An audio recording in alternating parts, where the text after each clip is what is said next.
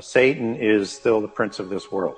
He's still the prince and the power of this world, because it hasn't been resolved yet, this whole issue. That's what we're going to go through at the end time. And so not all of the angels were impassioned. So they didn't all have sex, and it was only the impassioned ones and the worst of the demons that, my understanding is, that were sentenced to the abyss for those crimes of the violation against the laws of creation.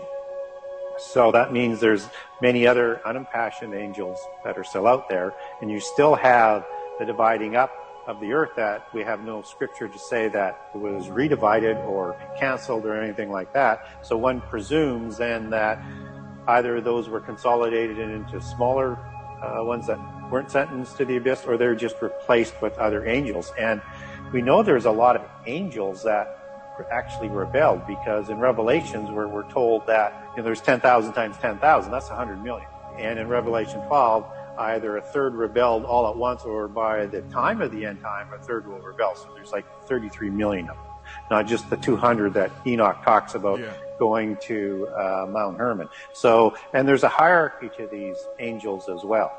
So, yeah, I think they're governing the various regions, and will do so until the end time. And I think that's part of what helps bring the end time on once the restrainer is removed. I think it's cool, too, because it kind of gives some credence to this, where I believe it's Jesus says that, do you not know that you shall judge the angels? Yes. Which angels is he talking about?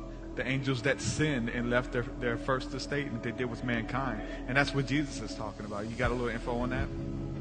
Yeah, and I actually will cover that off in a specific chapter in the book, and I call it Satan's Revenge. So my take on this whole thing is that there is a rebellion before the creation of humankind.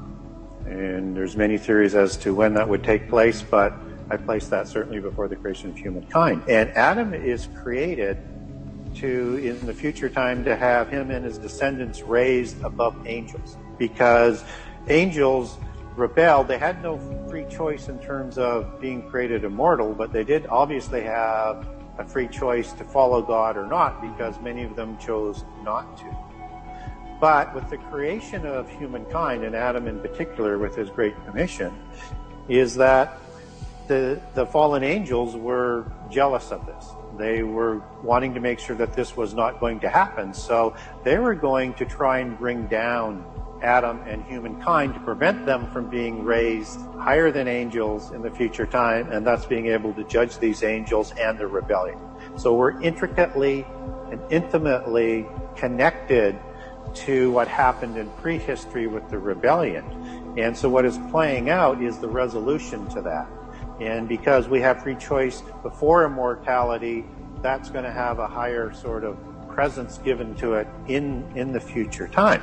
And so in Eden, you have Satan taking possession or avataring or coaching the serpent to bring Adam and Eve down for his first revenge. Genesis 6 would be the second revenge.